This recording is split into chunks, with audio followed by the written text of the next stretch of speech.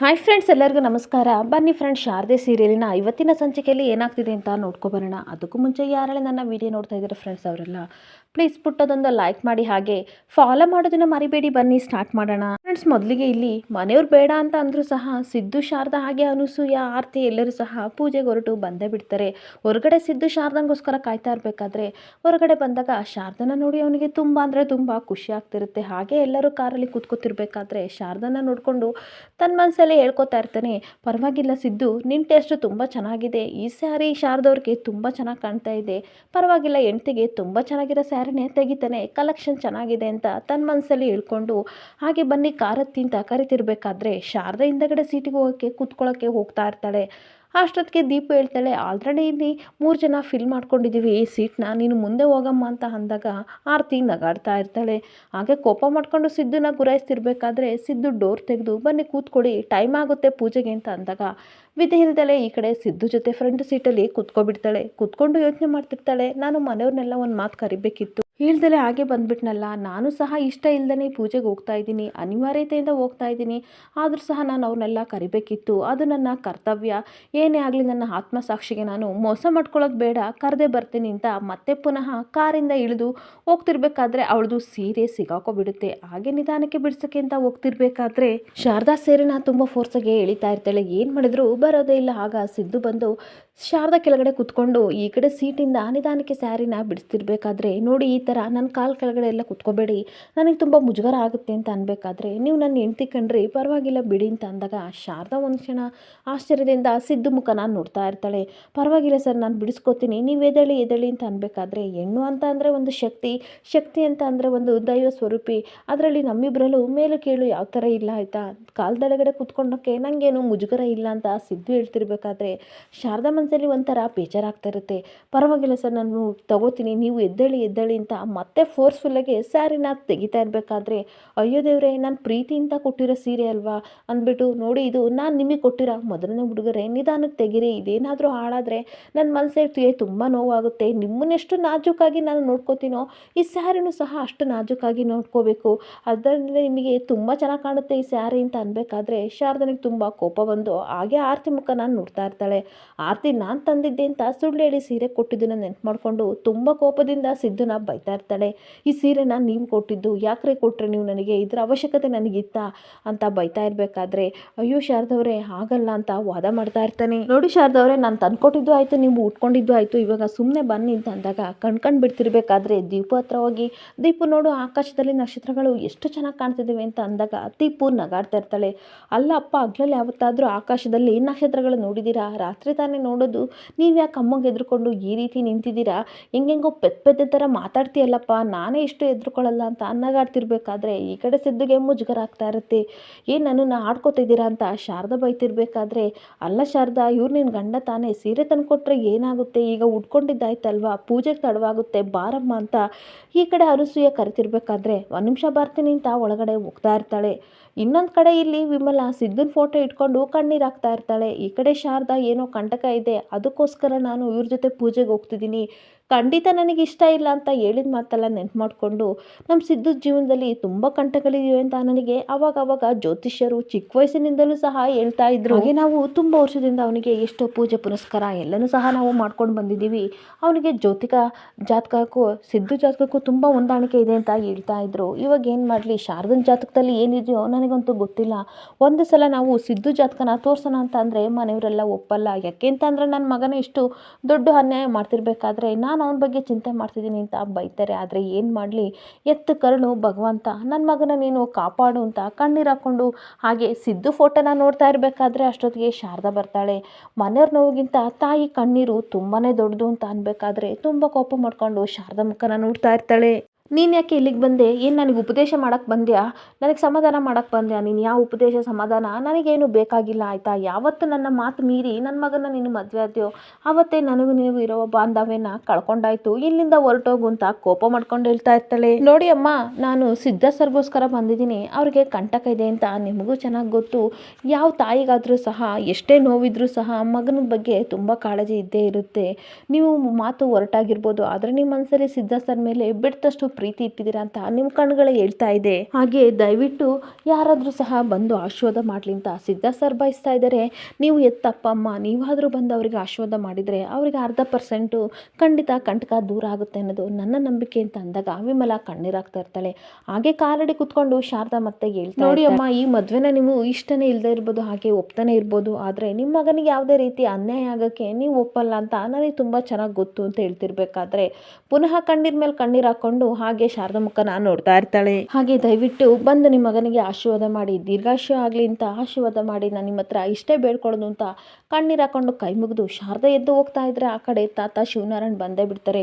ತಾತನ ನೋಡಿ ಎದ್ರುಕೊಂಡು ನಿಂತಿರ್ಬೇಕಾದ್ರೆ ತುಂಬ ಕೋಪದಿಂದ ತಾತ ಹೇಳ್ತಾ ಇರ್ತಾರೆ, ಅವತ್ತು ಏನಂತ ಹೇಳ್ದೆ ಹೇಳು ನೀನು ತಾತ, ಯಾವುದೇ ಕಾರಣಕ್ಕೂ ಈ ಮದುವೆ ನಿಲ್ಲಕ್ಕೆ ನಾನು ಬಿಡಲ್ಲ, ನೀವು ಟೆನ್ಷನ್ ಮಾಡ್ಕೋಬೇಡಿ, ಖಂಡಿತ ನಾನು ಈ ಮದುವೆನ ನೆರವೇರಿಸ್ತೀನಿ ಅಂತ ಹೇಳ್ತಾ ಇದ್ದೆ. ಅವತ್ತು ನೋಡಿದ್ರೆ ತಾಳಿ ಕಟ್ಟಿಸ್ಕೊ ಬಂದೆ, ಇವಾಗ ನೋಡಿದ್ರೆ ವಿಮಲನ ಮರಳು ಮಾಡ್ತಿದ್ಯಾ ಅಂತ ಅನ್ಬೇಕಾದ್ರೆ ಖಂಡಿತ ಇಲ್ಲ, ಮದುವೆ ನನ್ನ ಕೈ ಮೀರಿ ನಡೀತು, ಇವಾಗ ಸಿದ್ಧ ಸರ್ಗೋಸ್ಕರ ಪೂಜೆ ಇಟ್ಕೊಂಡಿದ್ದಾರೆ, ಅದಕ್ಕೋಸ್ಕರ ಕರಿಯಕ್ಕೆ ಬಂದೆ ಅಂತ ಅಂದಾಗ ಚೆನ್ನಾಗಿ ಮಾತಾಡ್ತೀಯ ಬಿಡು, ಚೆನ್ನಾಗೆ ಮರಳು ಮಾಡೋದನ್ನ ಚೆನ್ನಾಗೆ ಕಲ್ತಿದ್ದೀಯಾ, ನಿನಗೆ ಇಂಥವೆಲ್ಲ ಚೆನ್ನಾಗಿ ಸಿಗ್ತವೆ ಅಂತ ಬೈತಾ ಇರ್ತಾರೆ. ಹಾಗೆ ನೀನು ಬುದ್ಧಿವಂತಿಕೆ ಅಂತ ಅನ್ಕೊಂಡಿದ್ದೆ, ತುಂಬ ಬುದ್ಧಿವಂತೆ ಅಂತ ನಾನು ಅನ್ಕೊಂಡಿದ್ದೆ, ಆದರೆ ಇಷ್ಟು ನಯವಂಚಿಕೆ ಅಂತ ನನಗೆ ಗೊತ್ತಿಲ್ಲ, ಇಡೀ ಪ್ರಪಂಚದಲ್ಲಿ ಹುಡುಕಿದ್ರು ನಿನ್ನಂಥ ನಯವಂಚಿಕೆ ಯಾರು ಸಿಗಲ್ಲ ಅಂತ ಅಂದಾಗ ಶಾರದನಿಗೆ ತುಂಬ ಬೇಜಾರಾಗಿ ಕಣ್ಣೀರಾಗ್ತಾ ಇರ್ತಾಳೆ. ತಾತ ನೋಡಿ ಆಗಲ್ಲ, ಆದರೆ ಪೂಜೆಗೆ ಬರಲೇಬೇಕಲ್ವ ಅಂತ ಅಂದಾಗ ಸಾಕು ಬಾಯಿ ಮುಚ್ಚು, ನಿನ್ನ ಮಾತಿಗೋಸ್ಕರ ನಂಬಿ ಯಾರು ಸಹ ಈ ಮನೇಲಿ ಪೂಜೆ ಖಂಡಿತ ಬರಲ್ಲ ಅಂತ ಹೇಳ್ತಾ ಇರ್ತಾರೆ. ಹಾಗೆ ಏನಾದರೂ ಈ ಮನೆಯವರು ಯಾರಾದರೂ ಪೂಜೆಗೆ ಹೋದರೆ ಜೀವನದಲ್ಲಿ ಯಾವತ್ತೂ ಕ್ಷಮಿಸಲ್ಲ, ಈ ಮನೆಗೆ ಮತ್ತೆ ಬರೋಕ್ಕೆ ಪ್ರವೇಶನೂ ಸಹ ಮಾಡೋಕ್ಕೆ ನಾನು ಅವಕಾಶ ಮಾಡಿಕೊಡಲ್ಲ ಅಂತ ಅಂದಾಗ ವಿಮಲನಿಗೆ ಶಾಕ್ ಆಗ್ತಿರುತ್ತೆ. ಆಗ ಮತ್ತೆ ಕಣ್ಣೀರು ಹಾಕೊಂಡು ಶಾರದೆ ಹೇಳ್ತಿರ್ತಾಳೆ, ಆ ರೀತಿ ಮಾಡಬೇಡಿ, ಇದು ಸಿದ್ಧ ಸರ್ಗೋಸ್ಕರ ಕೇವಲ ಅವ್ರಿಗೆ ಒಳ್ಳೇದಾಗಲಿ ಅಂತ ನಾನು ಈ ಥರ ಪೂಜೆಗೆ ಹೋಗ್ತಾ ಇದ್ದೀನಿ, ನಿಮಗೆಷ್ಟು ಮದುವೆ ಆಗಿರೋದಕ್ಕೆ ಕೋಪ ಇದೆ ಅದೇ ರೀತಿ ನನಗೂ ಅಷ್ಟೇ ಕೋಪ ಇದೆ, ಪ್ಲೀಸ್ ಪೂಜೆಗೆ ಈ ರೀತಿ ಎಲ್ಲ ಮಾತಾಡಬೇಡಿ ಅಂತ ರಿಕ್ವೆಸ್ಟ್ ಮಾಡ್ಕೋತಾ ಇರ್ತಾಳೆ. ಹಾಗೆ ನೋಡಿ ಬರೋ ಮನಸ್ಸಿದ್ರೆ ಖಂಡಿತ ಬರ್ತೀರಾ ಅಂತ ನಾನು ಅಂದ್ಕೊಂಡಿದ್ದೀನಿ, ಬಲವಂತಾಗಿ ಕರೆಯೋಕ್ಕೆ ನನಗೆ ಯಾವ ಅಧಿಕಾರನೂ ಇಲ್ಲ ಅಂತ ಕಣ್ಣೀರು ಹಾಕೊಂಡು ಹೇಳ್ತಿರ್ಬೇಕಾದ್ರೆ ತಾತ ಕೋಪದಿಂದ ಈ ಕಡೆ ಶಾರದಾ ಮುಖನ ನೋಡ್ತಾ ಇರ್ತಾರೆ. ಅಷ್ಟೊತ್ತಿಗೆ ದೀಪು ಬಂದ್ಬಿಟ್ಟು ಅಮ್ಮ ಬಾರಮ್ಮ ಟೈಮ್ ಆಗುತ್ತಂತೆ, ಹಾಗೆ ಅಪ್ಪ ಇವನ್ನ ಮುಡ್ಕೊಳ್ಳೋಕೆ ಹೇಳಿದ್ರು ತಗೊಳ್ಳಿ ಅಮ್ಮ ಅಂತ ಅಂದಾಗ ಈ ಕಡೆ ತಾತನಿಗೂ ವಿಮಲನಿಗೂ ತುಂಬ ಕೋಪ ಬಂದ್ಬಿಟ್ಟು ಮತ್ತೆ ಶಾರದಾ ಮುಖನ ನೋಡ್ತಾ ಇರ್ತಾರೆ. ಹಾಗೆ ದೀಪು ಹತ್ರ ಹೂ ತಗೊಂಡು ಮುಡ್ಕೊಂಡಾಗ ನಮ್ಮಮ್ಮ ಎಷ್ಟು ಚೆನ್ನಾಗಿ ಕಾಣ್ತಿದ್ದಾಳೆ ಅಂತ ದೃಷ್ಟಿ ತೆಗಿತಾ ಇರ್ತಾಳೆ. ಒಂದು ಲೋಟಿಗೆ ಬರೆದಿದ್ಬೇಕಾದ್ರೆ ಅಯ್ಯೋ ಇದೇನು ಒಂದು ಲೋಟಿಗೆ ಬರಲಿಲ್ಲ ಪರವಾಗಿಲ್ಲ ಅಂದ್ಬಿಟ್ಟು ಅಮ್ಮ ಇನ್ನೊಂದೇ ಒಂದ್ಸಲ ದೃಷ್ಟಿ ತೆಗಿತೀನಿ ಅಂತ ಅಂದ್ಬಿಟ್ಟು ಅವಳೆ ಲಟ್ ಲಟ್ ಲಟ್ ಅಂತ ಅಂದ್ಬಿಟ್ಟು ತಾತ ಅಮ್ಮ ಎಷ್ಟು ಚೆನ್ನಾಗಿ ಕಾಣ್ತಿದ್ದಾರೆ ಅಲ್ವಾ, ಈ ಸೀರೆ ಮತ್ತೆ ಹೂ ಮಾಡ್ಕೊಂಡು ಎಷ್ಟು ಚೆನ್ನಾಗಿ ಕಾಣ್ತಿದ್ದಾರೆ ಅಲ್ವಾ ಅಂತ ಅಂದಾಗ ಏನು ಮಾತಾಡದೆ ಕಣ್ಣೀರು ಹಾಕೊಂಡು ಹಾಗೆ ಕೋಪ ಮಾಡ್ಕೊಂಡು ತಾತ ಮತ್ತು ವಿಮಲ ಹೇಳ್ತಾ ಇರಬೇಕಾದ್ರೆ ಇದೇನಿದು ಯಾರು ಉತ್ತರನೇ ಕೊಡ್ತಾ ಇಲ್ವಲ್ಲ ಅಮ್ಮ ಅಂತ ಅಂದಾಗ ಕೆಲವೊಮ್ಮೆ ಮೌನನೇ ಉತ್ತರ ಆಗಿರುತ್ತೆ, ನಿನಗೆ ಅರ್ಥ ಆಗಲ್ಲ ಬಿಡು, ಬಾಕಂದ ಹೋಗೋಣ ಅಂತ ದೀಪನ್ ಕರ್ಕೊಂಡು ಹೋಗ್ತಾ ಇರ್ತಾಳೆ. ಹಾಗೆ ಇನ್ನೊಂದು ಕಡೆ ಕಾರ್ ಹತ್ತಕ್ಕೆ ಅಂತ ಬಂದಾಗ ಸಿದ್ದು ಈ ಕಡೆ ಕಾರ್ ಡೋರ್ ತೆಗೆದು ಅವಳನ್ನ ಹತ್ತಿಸ್ಕೊಂಡು ಕರ್ಕೊಂಡು ಹೋಗ್ತಾ ಇರಬೇಕಾದ್ರೆ ಅವನಿಗಂತೂ ತುಂಬ ಶಾರದಾ ನೋಡಿ ಖುಷಿ ಆಗ್ತಿರ್ಬೇಕಾದ್ರೆ ಆರ್ತಿ ಹೇಳ್ತಾ ಇರ್ತಾಳೆ, ಏನಣ್ಣ ಎ ಸಿ ಹಾಕಿದ್ರು ಇಷ್ಟೊಂಥರ ಶೆಕೆ ಆಗ್ತಿದೆ ಅಂತ ಇದ್ರೆ ಅನುಸೂಯ ನನಗಂತೂ ಮುಂದೆ ಕೂತಿರೋ ಜೋಡಿ ನೋಡಿ ಕಣ್ಣು ತಂಪಾಗ್ತಿದೆ ಅಂತ ಅಂದಾಗ ದೀಪನು ಹೌದು ನನಗೆ ಕಣ್ಣು ಜೊತೆ ಮೈಯೆಲ್ಲ ತಂಪಾಗ್ತಿದೆ ಎ ಸಿ ಹಾಕಿರೋದ್ರಿಂದ ಅಂತ ಅಂದಾಗ ನಗಾಡ್ತಾ ಇರ್ತಾಳೆ. ಹಾಗೆ ಇನ್ನೊಂದು ಕಡೆ ಶಾರದಾ ಮಡ್ದಿರೋ ಮಲ್ಲಿಗೆ ಹೂ ಸ್ಮೆಲ್ನ ತೊಗೊಂಡು ತುಂಬ ಖುಷಿ ಪಡ್ತಿರ್ಬೇಕಾದ್ರೆ ಏನಣ್ಣ ಈ ರೀತಿ ಮಲ್ಲಿಗೆ ಹೂ ಗಮನ ಪಡ್ಕೋತಾ ಇದೆಯಾ ಅಂದಾಗ ನಿನಗೆ ಗೊತ್ತಿಲ್ವಾ ನನಗೆ ಮಲ್ಲಿಗೆ ಹೂ ಅಂತಂದರೆ ಎಷ್ಟು ಇಷ್ಟ, ಅದ್ರ ಘಮ ಅಂತ ಅಂದರೆ ತುಂಬ ಇಷ್ಟ ಆರ್ತಿ ಅಂತ ಅಂದಾಗ ಆರ್ತಿ ಹೇಳ್ತಾ ಇರ್ತಾಳೆ, ಅದ್ಯಾವಾಗಿಂದ ನಿನಗೆ ಇಷ್ಟ ಅಣ್ಣ ನನಗೆ ಗೊತ್ತೇ ಇಲ್ಲ ಅಂತ ಅಂದಾಗ ಸಿದ್ಧಿಗೆ ಮುಜುಗರ ಹಾಗೆ ಕೂತ್ಕೊಬಿಡ್ತಾನೆ. ಇನ್ನೊಂದು ಕಡೆ ಶಾರದಾ ಕೋಪ ಮಾಡ್ಕೊಂಡು ನೋಡ್ತಿರ್ಬೇಕಾದ್ರೆ ಆರ್ತಿ ಹೇಳ್ತಾ ಇರ್ತಾಳೆ, ಗೊತ್ತಾಯ್ತು ಅತ್ತಿಗೆಗೆ ಮಲ್ಲಿಗೆ ಹೂ ಕೊಟ್ಟಲ್ಲ ಅವಾಗಿಂದ ನಿನಗೆ ಮಲ್ಲಿಗೆ ಹೂವಿನ ಘಮ ಅಂತ ಅಂದರೆ ಜಾಸ್ತಿ ಆಗಿದೆ ಅಲ್ವಾ ಅಂತ ಅಂದಾಗ ನಿನಗೇನು ಗೊತ್ತಾಗಲ್ಲ ಸುಮ್ಮನಿರು ಅಂತ ಹೇಳ್ತಾ ಇರ್ತಾನೆ. ಹಾಗೆ ಮತ್ತೆ ಸಾಂಗ್ ಹಾಕ್ಕೊಂಡು ಹಾಡ್ತಾ ಇರಬೇಕಾದ್ರೆ ನೀವು ಇವಾಗ ಸಾಂಗ್ ಸ್ಟಾಪ್ ಮಾಡ್ತಿರೋ ಅಥವಾ ನಾನು ಎದ್ದೋಗ್ಲು ಅಂತ ಅನ್ಬೇಕಾದ್ರೆ ಯಾಕೆ ಹಿಂಗೆ ಆಡ್ತೀರಾ, ಸುಮ್ಮನಿರಿ ಸಾಂಗ್ ಚೆನ್ನಾಗೈತೆ ಅಂತ ಸಿದ್ದು ಹೇಳ್ತಾ ಇರ್ತಾನೆ. ಹಾಗಾದರೆ ನಾನು ಮಡ್ದಿರೋ ಮಲ್ಲಿಗೆ ಹೂವನ್ನೇ ಕಿತ್ತಾಕ್ಬಿಡ್ತೀನಿ ಅಂತ ಹೇಳಬೇಕಾದ್ರೆ ಬೇಡ ನಿಮಗೋಸ್ಕರ ಹೇಳ್ತಿಲ್ಲ, ಪಕ್ಕದ ಮನೆ ಅಜ್ಜಿಗೋಸ್ಕರ ಆಡ್ತಾ ಇದ್ದೀನಿ, ಅವ್ರಿಗೆ ಮಲ್ಲಿಗೆ ಹೂ ಅಂದರೆ ತುಂಬ ಇಷ್ಟ, ಅದಕ್ಕೆ ಹಾಡು ನನಗೆ ಇಷ್ಟ ಆಯಿತು ಹೇಳ್ತಾ ಇದ್ದೆ ಅಂತ ಅಂದಾಗ ದೀಪು ಹೇಳ್ತಾ ಇರ್ತಾಳೆ, ಅಪ್ಪ ಯಾಕಪ್ಪ ಸುಳ್ಳು ಹೇಳ್ತೀಯಾ, ಪಕ್ಕದ ಮನೆ ಅಜ್ಜಿಗೆ ಕೂದಲೇ ಇಲ್ಲ ಅಂದಮೇಲೆ ಹೂವೆಲ್ಲಿ ಮಾಡ್ಕೋತಾರೆ ಅಂತ ಅಂದಾಗ ಅಣ್ಣ ಸರಿಯಾಗಿ ತಗ್ಲಾಕೊಂಡ ದೀಪು ಅಂತ ಎಲ್ಲರೂ ನಗಾಡ್ತಿರ್ಬೇಕಾದ್ರೆ ಅಂತ ಇವನಿಗೆ ತುಂಬ ಮುಜುಗರ ಹಾಗೆ ಸಿದ್ದು ಕೂತ್ಕೊಬಿಡ್ತಾನೆ. ಇನ್ನೊಂದು ಕಡೆ ತುಂಬ ಗುರಾಯಿಸ್ಕೊಂಡು ಶಾರದಾ ನೋಡ್ತಿರ್ಬೇಕಾದ್ರೆ ಟ್ರಾಫಿಕ್ ಜಾಮ್ ಆಗಿ ಹಾಗೆ ಸಹ ನಿಂತ್ಕೊಬಿಡ್ತಾರೆ. ಅಲ್ಲೊಂದು ಆಟೋದ ಮೇಲೆ ಲೈನ್ ಬರ್ತಿರುತ್ತೆ, ಕಣ್ಣಿಷ್ಟಪಡೋ ಹುಡುಗಿಗಿಂತ ಮನಸ್ಸು ಇಷ್ಟಪಡೋ ಹುಡುಗಿ ಜೊತೆ ಇದ್ದರೆ 3 ದಿನ ಇದ್ದರೂ ಲೈಫು ತುಂಬ ಚೆನ್ನಾಗಿರುತ್ತೆ ಅನ್ನೋ ಒಂದು ಸೆಂಟೆನ್ಸ್ನ ಸಿದ್ದು ಓದ್ತಿರ್ಬೇಕಾದ್ರೆ ಕೋಪ ಮಾಡ್ಕೊತಿಂದ ಶಾರದಾ ಗುರಾಯಿಸ್ತಾ ನೋಡ್ತಾ ಇರ್ತಾಳೆ. ನನ್ನ ಯಾಕ್ರೆ ಹಂಗೆ ನೋಡ್ತೀರಾ, ನಾನೇನು ಇದನ್ನು ಬರ್ದಿಲ್ಲ ಆಯಿತಾ, ಅಲ್ಲಿ ಆಟೋದಲ್ಲಿ ಬರೆದಿದ್ದಾರೆ, ಯಾರೋ ಪಾಪ ಅವನು ನನ್ನ ಥರ ಪಾಡಿರ್ಬೋದು, ಅದಕ್ಕೋಸ್ಕರ ಅವನು ಬರ್ಕೊಂಡಿದ್ದೇನೆ ನೋಡಿ ಅಂತ ಅಂದಾಗ ಮತ್ತೆ ಕೋಪ ಮಾಡ್ಕೊಂಡು ಗುರಾಯಿಸ್ಕೊಂಡು ಶಾರದಾ ಸಿದ್ದನ್ನ ನೋಡ್ತಾ ಇರ್ತಾಳೆ. ಈ ಸಿದ್ದು ಹೇಳ್ತಾ ಇರ್ತಾನೆ, ನೋಡಿ ಅಲ್ಲಿ ಆಟೋದಲ್ಲಿ ಮರ್ದಿರೋ ಲೈನ್ಗಳು ನನ್ನ ಜೀವನಕ್ಕೆ ಕರೆಕ್ಟ್ ಆಗಿವೆ ಅಲ್ವಾ ಶಾರದವ್ರಿ ಅಂತ ಅಂದಾಗ ಕೋಪ ಮಾಡ್ಕೊಂಡು ಗುರಾಯಿಸ್ತಿರ್ಬೇಕಾದ್ರೆ ಅನಸೂಯ ಹೌದು ನಿಮ್ಮ ಜೀವನಕ್ಕೆ ಕರೆಕ್ಟಾಗಿ ಅವರು ಬರ್ತಿದ್ದಾರೆ ಬಿಡಿ ಅಂತ ನಗಾಡ್ತಾ ಇರ್ತಾಳೆ. ಇನ್ನೊಂದು ಕಡೆ ಮುರಳಿ ಮನೆಯವ್ರಿಗೆಲ್ಲ ಕಣ್ ತಪ್ಪಿಸಿ ಹೋಗ್ತಾ ಇರಬೇಕಾದ್ರೆ ಅಯ್ಯೋ ದೇವ್ರೆ ಇವ್ರಿಗೆಲ್ಲ ಕಣ್ ತಪ್ಪಿಸಿ ನಾನು ಹೋಗಬೇಕು, ಇಲ್ಲ ಅಂತ ಅಂದರೆ ನನ್ನನ್ನು ಮತ್ತೆ ಮನೆ ಒಳಗಡೆ ಸೇರಿಸಲ್ಲ ಅಂತ ಕದ್ದು ಮುಚ್ಚಿ ಹೋಗ್ತಿರ್ಬೇಕಾದ್ರೆ ಆ ಕಡೆಯಿಂದ ವೈದೇಹಿ ಕಾಲ್ ಮಾಡ್ತಾ ಇರ್ತಾಳೆ.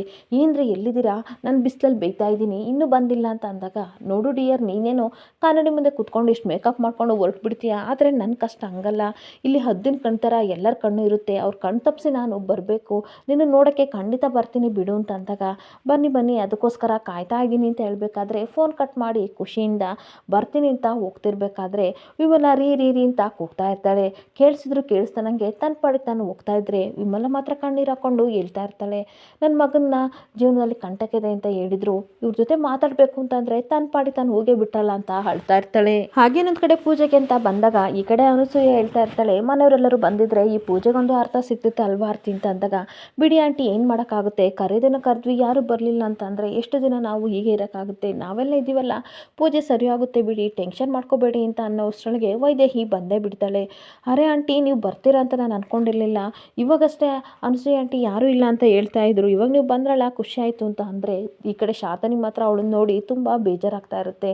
ಹೌದಲ್ವಾ ನಾನು ಬರಬೇಕು ಅಂತ ಅಂದ್ಕೊಂಡಿರಲಿಲ್ಲ, ಈ ಕಡೆ ವಿಮಲ ಕಾಲ್ ಮಾಡಿದ್ನಲ್ಲ ಈ ಥರ ಅಂದರು ಅದಕ್ಕೋಸ್ಕರ ಬಂದೆ, ನಿಮಗೇನು ತೊಂದರೆ ಆಗಲ್ಲ ತಾನೇ, ಸಿದ್ದು ಎಷ್ಟರಾಗಲಿ ನಾನು ಮಗನ ಥರ ಅಂದ್ಕೊಂಡಿದ್ದೀನಿ ಅದಕ್ಕೆ ಈ ಪೂಜೆಗೆ ಬಂದೆ, ನಾನು ಬೇಕಾದರೆ ಹೋಗ್ತೀನಿ ಬೇಡ ಅಂತ ಅಂದರೆ ಅಂತ ಅಂದಾಗ ಪರವಾಗಿಲ್ಲ ಆಂಟಿ ಇರಿ, ನೀವು ಬಂದಿದ್ದು ನನಗೆ ತುಂಬ ಖುಷಿ ಆಯಿತು ಅಂತ ಸಿದ್ದು ಹೇಳ್ತಾ ಇರ್ತಾನೆ. ಹಾಗೆ ಮತ್ತೆ ಪುರೋಹಿತರು ಗಂಡು ಎಣ್ಣೆ ಯಾಕೆ ದೂರ ನಿಂತಿದ್ದೀರಾ, ಹತ್ತಿರ ಬನ್ನಿ, ನಿಮ್ಮಿಬ್ಬರು ಜೋಡಿ ತುಂಬ ಚೆನ್ನಾಗಿದೆ, ಈ ದೀಪಾರಾಧನೆ ಮಾಡಬೇಕಮ್ಮ, ನೀವೀಗ ಮೌನಾಚರಣೆ ಮಾಡಿ ಈ ದೀಪನ ತೊಗೊಂಡೋಗಿ ಬೆಳಗಬೇಕು, ಹಾಗೆ ಏನು ಮಾತಾಡಬಾರ್ದು, ನಿನ್ನ ಮನಸ್ಸಲ್ಲಿರೋ ಈ ಕೋರಿಕೆ ಎಲ್ಲರೂ ಸಹ ದೇವರು ಈಡೇರಿಸ್ತಾನೆ ಅಂತ ಅಂದಾಗ ಆ ದೀಪ ತಗೊಂಡು ಈ ಕಡೆ ಬೆಳಗಕ್ಕೆ ಅಂತ ಶಾರದಾ ಹೋಗ್ತಾ ಇರ್ತಾಳೆ. ಇಲ್ಲಿಗೆ ಸಂಚಿಕೆ ಎಂಡ್ ಆಗ್ತಿದೆ. ಈ ವಿಡಿಯೋ ಇಷ್ಟ ಆದರೆ ಪುಟ್ಟದೊಂದು ಲೈಕ್ ಮಾಡಿ ಫಾಲೋ ಮಾಡಿ. Thank you.